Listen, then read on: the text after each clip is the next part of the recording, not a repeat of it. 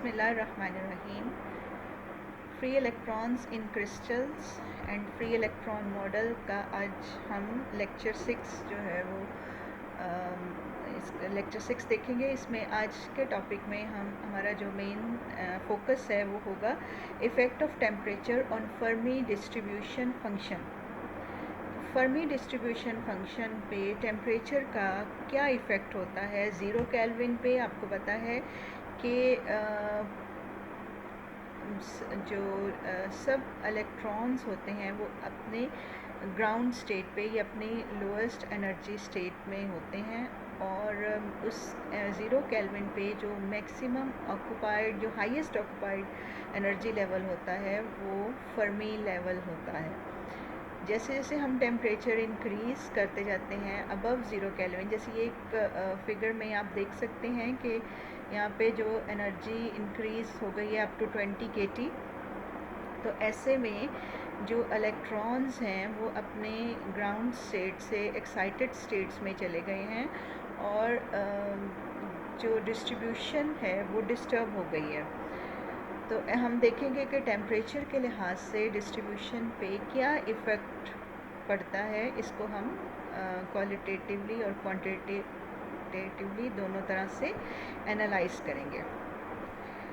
Fermi Dirac statistics, इसको दोबारा से हम एक दफ़ा रिवाइज करते हैं। Since electrons are fermions and also obey the Pauli's exclusion principle, therefore energy distribution at any temperature T can be expressed by Fermi-Dirac distribution function।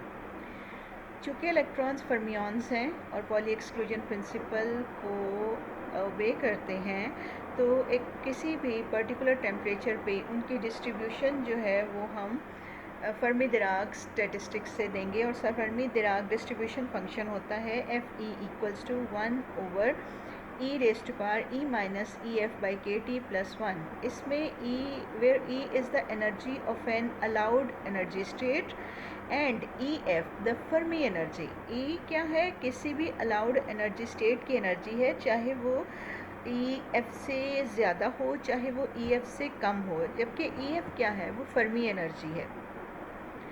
Eight absolute zero the distribution function has following properties. अब सबसे पहले temperature दो तरह का हो सकता है, या ज़ीरो केल्विन होगा या फिर उससे अबव होगा। तो इन दोनों सूरत हाल में पहले हम ज़ीरो केल्विन पे डिस्ट्रीब्यूशन फंक्शन की प्रॉपर्टीज़ देखते हैं। अगर हम टेम्परेचर ज़ीरो कर दें तो क्या होगा कि Fe equals to 1 for all values of E less than EF। ठीक है जी, आप इस टर्म में ऊपर देखें, अगर EF से बहुत ही स्मॉल है, आपको पता है ना कि जब टेम्परेचर ज़ीरो केल्विन होता है तो मैक्सिमम या highest occupied energy level EF होता है। EF से ऊपर किसी इलेक्ट्रॉन की एनर्जी नहीं होती है। तो इसका मतलब तमाम एनर्जीज़ जो ऑक्यूपाइड एनर्जी लेवल्स हैं उनकी एनर्जी EF से कम होगी। अगर इस एक्सप्रेशन में E जो है वो EF से स्मॉल है तो आपका ये न्यूमरेटर में टर्म जो है वो स्मॉल आ गई। ठीक है, तो E की पावर जो है आपके पास नेगेटिव में चली गई। ठीक है, और आपको पता है कि इन कंपैरिजन टू 1 ये फैक्टर जो है ये बहुत ही स्मॉल होगा और जिसको हम निगलेक्ट कर सकते हैं। ठीक है, जब हम इसको निगलेक्ट कर देंगे तो Fe की वैल्यू आपके पास क्या आ जाएगी? 1 आ जाएगी। तो इसका मतलब अगर E जो है वो EF से स्मॉल है, अब उन एनर्जीज़ की बात कर रहे हैं जो EF से कम हैं, तो ज़ीरो केल्विन पे उन लेवल्स की ऑक्यूपेंसी हाईएस्ट होगी, यानी मैक्सिमम होगी। वो लेवल्स ऑक्यूपाइड होंगे, उनमें प्रोबेबिलिटी डिस्ट्रीब्यूशन फंक्शन जो है वो 1 होगा। अब आ जाएं कि अगर E जो है वो EF से बहुत बड़ा है, अगर E जो है वो EF से बहुत बड़ा है, ये टर्म जो है ये पॉजिटिव होगी। E की वैल्यू जो है वो 1 की कंपैरिजन में काफ़ी बड़ी होगी। तो ऐसे में हम इसको क्या करेंगे कि ये जो वैल्यू है फॉर ऑल E जो है ये आप इसको बड़ी वैल्यूज़ को अप्रॉक्सीमेटली आप ऐसे ले सकते हैं कि वो इन्फिनिटी हैं। ठीक है, तो अगर ये फैक्टर बहुत बड़ा है तो इट मीन्स ये इन्फिनिटी हो गया। अगर ये इन्फिनिटी है तो 1/इन्फिनिटी आपके पास क्या हो जाएगा, ज़ीरो। एफ ई की वैल्यू क्या आ जाएगी, ज़ीरो। ये एक गेसिंग होती है हमारी, इस तरह से हम एनालाइज करते हैं। तो ऐसे में जो अगर ई एफ से बड़ा है तो हमारे पास जो डिस्ट्रीब्यूशन फंक्शन है उसकी वैल्यू क्या आएगी, ज़ीरो। इसका वैसे फ़िज़िकल मीनिंग क्या होगा कि वो तमाम एनर्जी के लेवल्स जो ई एफ से अबव हैं, जो जिनकी एनर्जी ई एफ से ज़्यादा की एनर्जी है, तो वो खाली हैं, उनमें डिस्ट्रीब्यूशन जो है वो ज़ीरो है। The levels below EF are completely filled and all those above EF are completely empty. ये सिचुएशन होगी कहाँ, कब, जब टेम्परेचर जो है वो 0 केल्विन होगा। Hence EF is the maximum energy of the filled state. EF is the maximum energy of the filled state. However, for any temperature greater than 0, अब हम आ जाते हैं उस टेम्परेचर पे जो 0 से ज़्यादा है। तो 0 से ज़्यादा टेम्परेचर के लिए जो एफ ई की वैल्यू है, यानी डिस्ट्रीब्यूशन जो है वो हाफ हो जाएगी। जब एनर्जी, जब आप ई को ई एफ के इक्वल लेंगे तो डिस्ट्रीब्यूशन हाफ हो जाएगी। ये ऊपर फार्मूला में ही आप ई को ई एफ के इक्वल पुट करके देख लें। तो यहाँ पे जब ई एफ के इक्वल पुट हो जाएगा तो ये ई की पावर 0 आ जाएगी। ई की पावर 0 का मतलब 1, 1 + 1 हो गया 2, तो एफ ई की वैल्यू हो गई 1/2। यानी 0 केल्विन से अबव टेम्परेचर पे क्या सिचुएशन है कि जब एनर्जी फर्मी लेवल की एनर्जी होती है तो डिस्ट्रीब्यूशन फंक्शन या डिस्ट्रीब्यूशन हाफ हो जाती है। Therefore, the Fermi level in metal is that energy level for which probability of occupation is half. तो हम जनरली 0 केल्विन के अलावा, 0 केल्विन पे तो हम कहेंगे ना कि फर्मी एनर्जी उस लेवल की एनर्जी है जो हाईएस्ट ऑक्यूपाइड है। लेकिन जब टेम्परेचर 0 नहीं है, कोई भी टेम्परेचर टी है, एट एनी टेम्परेचर, तो हम कहेंगे कि फर्मी एनर्जी उस लेवल की है जो बिल्कुल मिड में लाई करता है। यानी उन क्वांटम जहाँ पे डिस्ट्रीब्यूशन हाफ हो जाती है, उस लेवल की एनर्जी को आप फर्मी एनर्जी कहते हैं। जैसे मिसाल के तौर पे, अगर मिसाल के तौर पे आपके पास 10 इलेक्ट्रॉन्स हैं तो एट एनी टेम्परेचर टी जहाँ तक 5 इलेक्ट्रॉन्स जो हैं वो डिस्ट्रीब्यूटेड होंगे, उस लेवल तक की एनर्जी को आप कहेंगे कि वो फर्मी एनर्जी है। Therefore, the Fermi level in metal is that energy level for which probability of occupation is half. Further, at very high temperatures, as T tends to infinity, KT is very greater than EF. यानी अगर expression में क्या हो जाए कि बहुत ही ज़्यादा high temperature हो जाए, टेम्परेचर जो है वो बहुत हाई हो जाए और ई जो है वो ई एफ से बहुत बड़ा हो जाए, ई एफ से बहुत बड़ा हो जाए, तो फिर आपका क्या होगा कि the electrons lose their quantum mechanical character. तो फिर इलेक्ट्रॉन्स जो हैं वो क्वांटम मैकेनिकली, जैसे हम कहते हैं ना कि बाउंड हैं इन द पोटेंशियल वेल, तो फिर वो बाउंड नहीं रहते, वो गैस के मॉलिक्यूल्स की तरह फ्री हो जाते हैं, जिनको कोई पोटेंशियल या कोई जिनमें जो किसी भी पोटेंशियल के असर में नहीं होते। ऐसे में फिर फर्मी डिराक डिस्ट्रीब्यूशन फंक्शन जो है वो उसकी फॉर्म रिड्यूस होके क्लासिकल बोल्ट्जमैन डिस्ट्रीब्यूशन की हो जाती है। यानी फिर एफ ई हो जाएगा e⁻⁻⁰ लेकिन ऐसा कब होगा, जब टेम्परेचर बहुत ज़्यादा हाई कर दें, तो फिर क्वांटम मैकेनिकल करेक्टर लूज़ हो जाएगा। अब हम देखेंगे कि टेम्परेचर का इफ़ेक्ट कैलकुलेट करेंगे, बल्कि कि टेम्परेचर का इफ़ेक्ट फर्मी डिस्ट्रीब्यूशन फंक्शन पे कितना है। As we increase the temperature, the electrons lying just below the Fermi level gain energy and get excited. ठीक है, जैसे जैसे हम टेम्परेचर बढ़ाते हैं, इलेक्ट्रॉन्स जो हैं वो जो फर्मी लेवल के बिल्कुल बिलो लाई करते थे, वो एनर्जी सबसे पहले लेते हैं और वो एक्साइटेड होके फर्मी लेवल से अबव लेवल्स पे चले जाते हैं। They occupy the energy level which were vacant at absolute zero. वो उन तमाम खाली एनर्जी लेवल्स को ऑक्यूपाई करते हैं जो एब्सोलूट ज़ीरो पे खाली थे। The number of free electrons lying in the energy interval D E at any temperature greater than absolute zero is given by. अब हम ये बताएंगे कि तमाम जो है total number of free electrons, ठीक है, जो किसी भी एनर्जी इंटरवल में लाई करते हैं, तो at any temperature total number of, अगर हम सिर्फ इंटरवल लें डी ई, तो उसमें नंबर ऑफ़ इलेक्ट्रॉन्स क्या होंगे, एन ई डी ई, ठीक है। लेकिन अगर हमने सब के सब इलेक्ट्रॉन्स को कैलकुलेट करना है कि उनकी तादाद क्या है, तो फिर हम लिखेंगे n is equals to integral zero to infinity N E D E, ठीक है। इसमें ज़ीरो से इन्फिनिटी तक लिमिट जाएगी कि इन्फिनिटी का मतलब जितने भी इलेक्ट्रॉन्स हैं या जिस भी लेवल तक वो चले गए हैं, एनर्जी लेवल जिस भी एनर्जी लेवल तक वो चले गए हैं, तो एनर्जी लेवल जो है वो इन्फिनिटी भी हो सकता है, वहाँ तक भी अगर कोई इलेक्ट्रॉन है तो वो भी उस नंबर में आ जाए। अच्छा, हम ऑलरेडी पीछे से हमने प्रीवियस लेक्चर्स में डिस्कस किया था डेंसिटी ऑफ स्टेट्स, ठीक है, और हमने कहा था कि एन ई डी ई क्या होता है, it is equals to G E D E multiply by F E, जिसमें जी ई क्या है, density of states per unit volume per unit energy range, और एफ ई क्या है, फर्मी-डिराक प्रोबेबिलिटी फंक्शन। ये दोनों फैक्टर्स को आप मल्टीप्लाई कर लें तो ये इस तरह से बन गया G E D E over E raise to power E minus E F by K T plus one, ठीक। और ये आ गया इंटीग्रल ज़ीरो टू इन्फिनिटी। ये इंटीग्रल हम प्रीवियस लेक्चर्स में कैलकुलेट भी कर चुके हैं। हमने यहाँ पे ये देखा कि अगर हम जी ई डी ई को कैलकुलेट करें, integral zero to infinity G E D E जो है वो हम अगर इसकी जी ई की वैल्यू लगा दें तो हमारे पास जी ई की वैल्यू पीछे से है 4 pi over H cube V 2m raise to power 3/2 E raise to power 1/2 D E. ये हम कैलकुलेट ऑलरेडी कर चुके हैं। ये जी ई की वैल्यू हम इस इंटीग्रल में यहाँ पे पुट कर देंगे।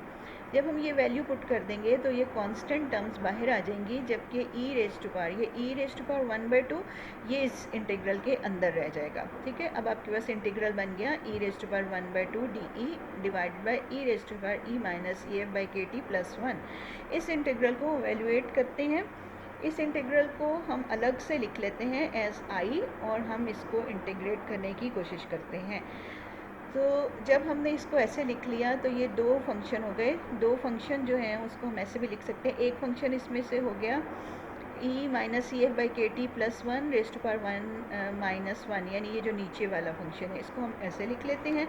और जो सेकंड फंक्शन है E raise to power 1/2 D E, उसको हमने साथ लिख लिया और साथ में आ गया डी ई, ठीक है। अब ये आपके पास टू फंक्शंस हो गया। इसकी इंटीग्रेशन बाय पार्ट्स कर लेते हैं।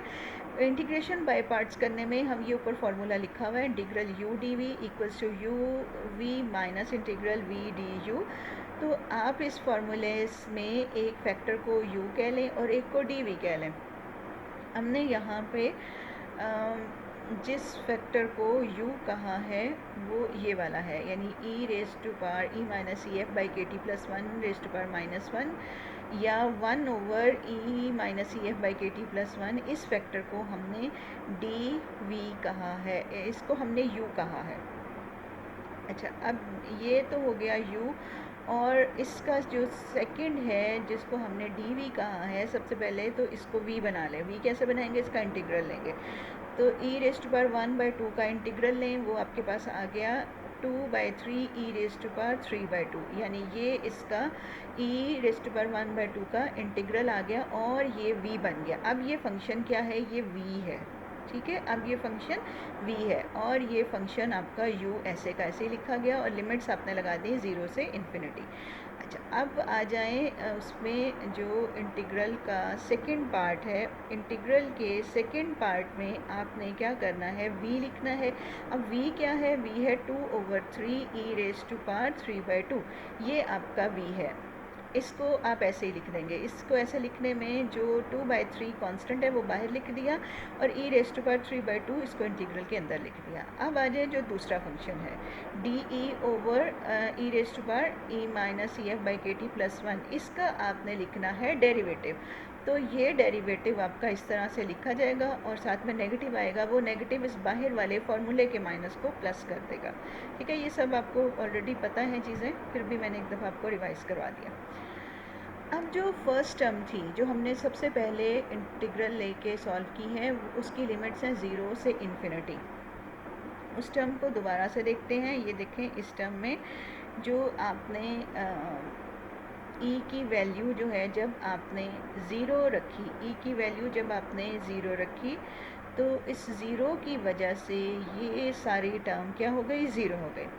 अब आप ई की वैल्यू को जब इन्फिनिटी कर देंगे, ई की वैल्यू को अगर आप इन्फिनिटी कर देंगे, तो ये आपका इस दोनों ही में, यानी अगर आप ई की वैल्यू ज़ीरो करेंगे तो भी ये सारे टर्म्स जो हैं ये आपकी ये पूरा फैक्टर जो है ये ज़ीरो आएगा। और अगर आप ई की वैल्यू को इन्फिनिटी पे ले जाएंगे, बहुत बड़ा कर देंगे, तो भी ये फैक्टर जो है ये आपका ज़ीरो ही आएगा और ये आपको कुछ नहीं देगा, क्योंकि यहाँ पे देखें, अगर आप यहाँ पे इन्फिनिटी कर देते हैं तो ये E raise to power infinity हो जाएगा और इन्फिनिटी प्लस 1 इन्फिनिटी हो गया। और जब आप इसको डिवाइड करेंगे तो इन्फिनिटी जब डिवाइड करता है तो आंसर ज़ीरो आता है, तो दोनों सूरतों में आपके पास क्या आ जाएगा, आंसर जो है वो ज़ीरो ही आएगा। बाकी आपके पास ये इंटीग्रल, ये सेकंड टर्म रह गई।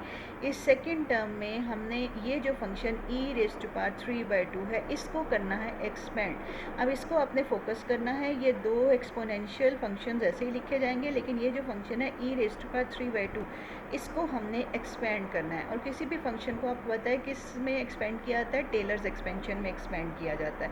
हमारे पास जो टेलर एक्सपेंशन, इस फंक्शन को जनरली कोई भी फंक्शन हो जो ई एफ, जिसकी एनर्जी जो है वो ई एफ के करीब करीब हो, यानी ई एफ के करीब करीब का कोई भी फंक्शन जो हो, उसको हम ई एफ के अराउंड किस तरह से एक्सपेंड कर सकते हैं। ये देखें, जी ई इज इक्वल, ई जो है ये एनर्जी है और इसको एक्सपेंड करना है with the neighbourhood of E F. तो सबसे पहली टर्म हमारी आएगी जी ई एफ, यानी ई एफ पे। उसके बाद सेकंड टर्म हमारी आएगी E minus E F G prime, यानी first derivative of this function. अगली टर्म हमारी आएगी E minus E F square divided by 2 factorial G double prime. Double prime का मतलब double derivative of at E F. ठीक है, ये अब आपके पास एंड सो ऑन ये चलता रहेगा। अब यहाँ पे इस फंक्शन जी ई को, अगर हमारे पास कौन सा फंक्शन है, ई रेज़ टू पावर 3/2, इस ई रेज़ टू पावर 3/2 को एज फंक्शन यहाँ पे लिखें और इसकी पहली टर्म जो आएगी वो ई एफ पे आएगी, यानी ई को हम कहेंगे ई एफ। तो ये हमारे पास आ जाएगी E F raise to power 3/2 plus E minus E F और जी इसका, यानी ई रेज़ टू पावर 3/2 का फर्स्ट डेरिवेटिव जो कि बनेगा 3/2 ई एफ 1/2।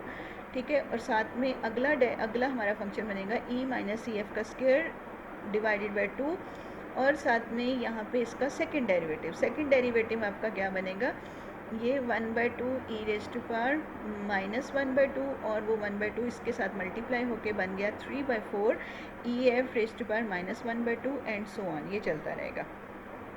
अब ये ई रेज़ टू पावर 3/2 की वैल्यू जब आप पीछे, मैं दोबारा से इस इंटीग्रल पे आती हूँ, यहाँ पे 3/2 को जब आप यहाँ पे पुट करेंगे तो आपके पास बाहर आ जाएगा 2/3। ठीक है, और ये इंटीग्रल में ये टर्म्स जो हैं E raise to power E minus E F by K T D E divided by E raise to power E minus E F by K T plus 1 whole square, और ये वाला के T भी आप बाहर निकाल के 2/3 के साथ लिख देंगे, 2/3 के टी आ जाएगा। बाकी ये टर्म लिख के ये जो ई 3/2 है इसको आप आगे से इस तरह से, ये देखें, ये 2/3 के टी ये बाहर आ गया, इंटीग्रल आ गया, और साथ में जो आपने जो एक्सपेंड किया था वो सारा फंक्शन यहाँ पे ऐसे आ गया। ठीक, E raise to power 3/2 plus 3/2 E minus E F raise to power 1/2 plus 3/8 E minus E F square and so on, ये चलता रहेगा।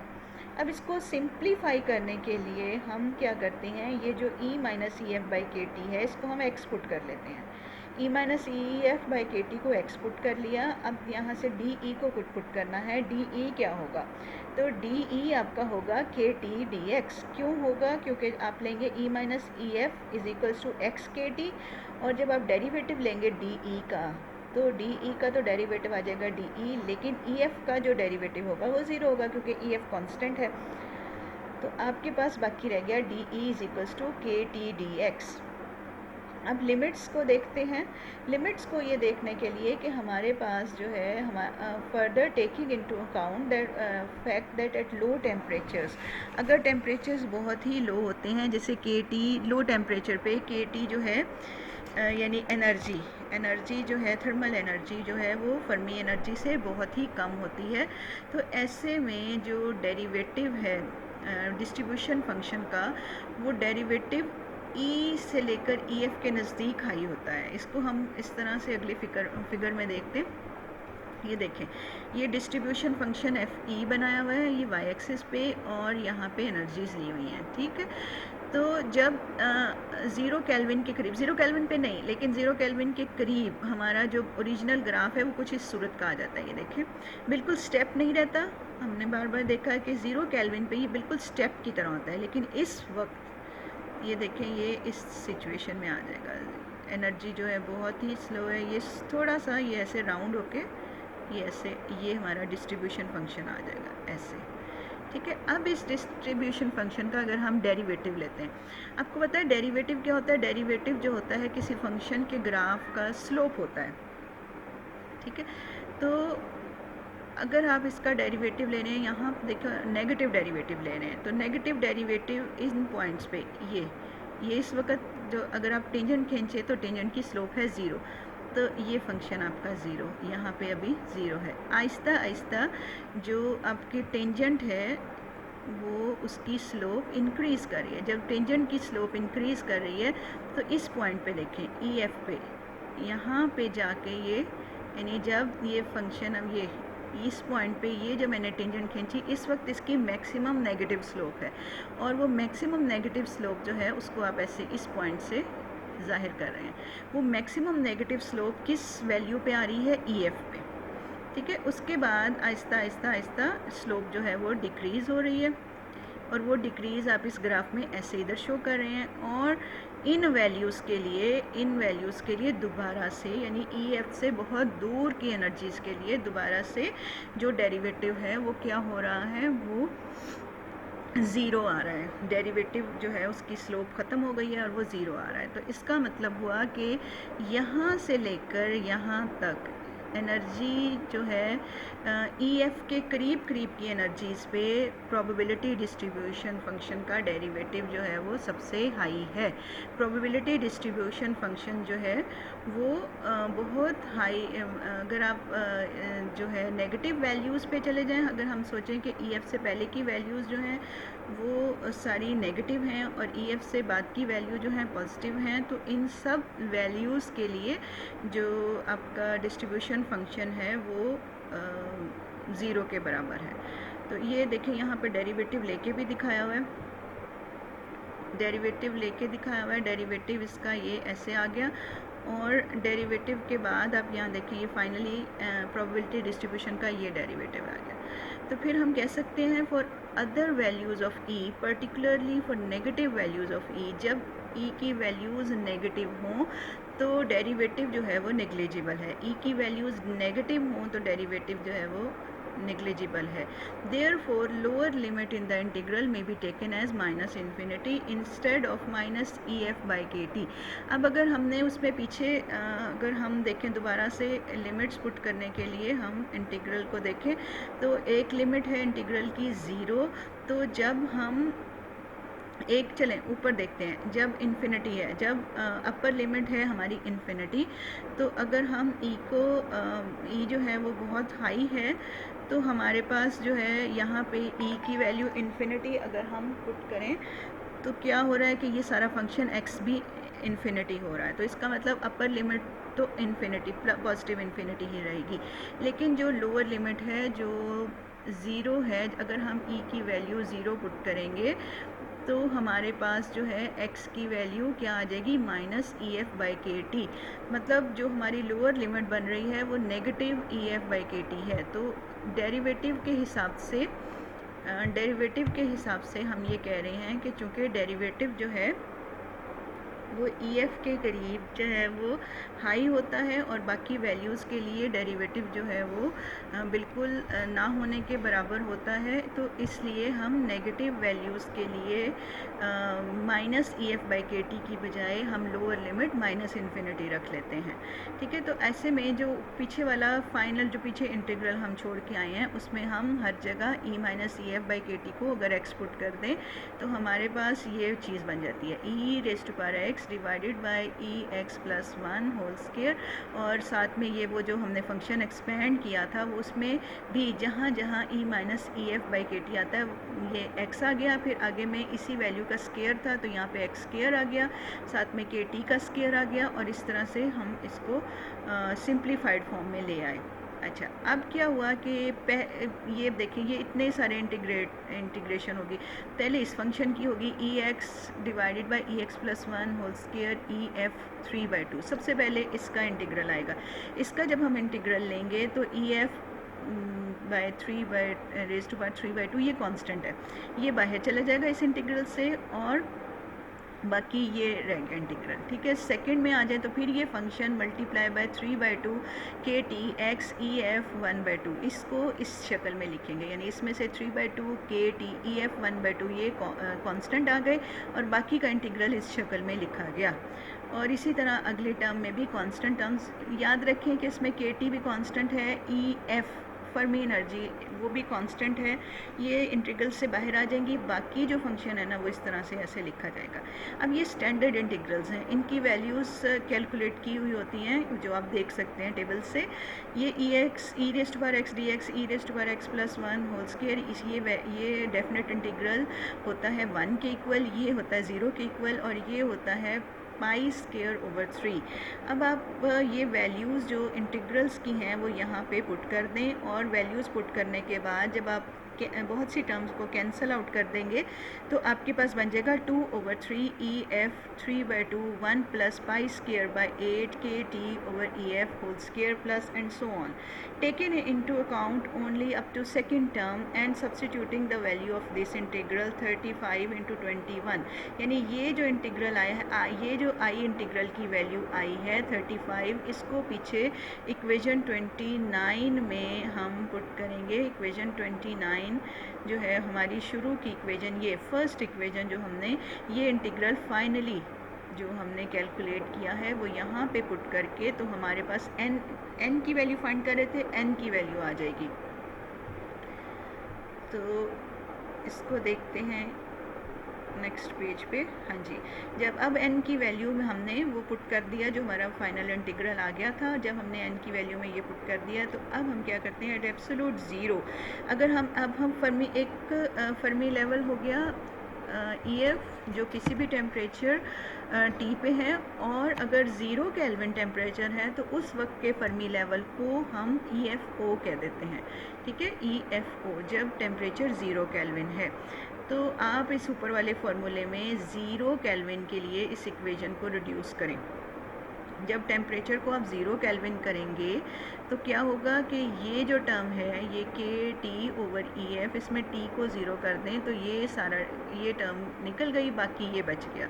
तो इसका मतलब ये जो n आ रहा है ये और इसमें ई एफ की वैल्यू जो है अब ई एफ ओ है 0 केल्विन वाली है। तो ये जो n की वैल्यू आ रही है ये आ रही है फॉर 0 केल्विन और ये आ रही है n की value for any temperature t, ये आपने याद रखना है। अब इसमें से हमने ई एफ और ई एफ ओ इन दोनों का रिलेशनशिप फाइंड करना है। इन दोनों का रिलेशनशिप फाइंड करने के लिए इन दोनों इक्वेशन को कंपेयर कर लें, यानी दोनों n की वैल्यूज़ हैं दोनों को कंपेयर कर लें तो ई एफ ओ की वैल्यू हमारे पास ये आ रही है। अब इसमें से फर्दर आप क्या करेंगे, इस शक्ल में इस फार्मूले को लेके आएंगे और ये आपके लिए एक तरह की असाइनमेंट है कि आप इसको कैसे लेते हैं। थोड़ा सा हिंट मैं दे देती हूँ कि आप इसमें क्या करेंगे, आप दोनों साइड्स का 2/3 इसको लेंगे और टेलर्स एक्सपेंशन से अप टू सेकंड टर्म इसको एक्सपेंड कर लेंगे और उसके बाद आप इसमें से EF को एक साइड पे कर लेंगे, EF को दूसरी साइड पे कर लेंगे और आपके पास फाइनली जो रिलेशन आएगा EF equals to EFO 1 minus pi square by 12 KT over EFO whole square.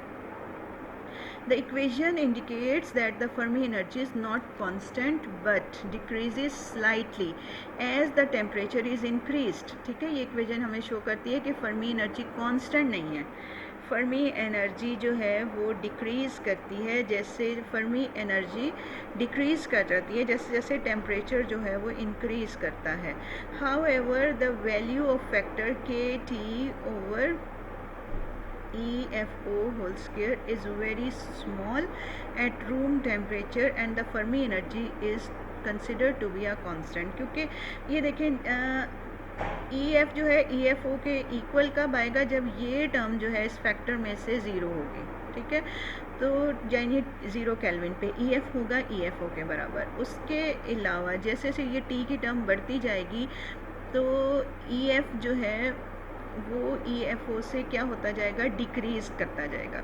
तो लेकिन रूम टेम्परेचर तक भी वो कहते हैं कि ये फैक्टर इतना स्मॉल होता है कि अप्रॉक्सीमेटली EF जो है वो EFO के इक्वल ही कंसिडर किया जाता है. ठीक है जी, आज का लेक्चर यहाँ पे हमारा ख़त्म हो गया.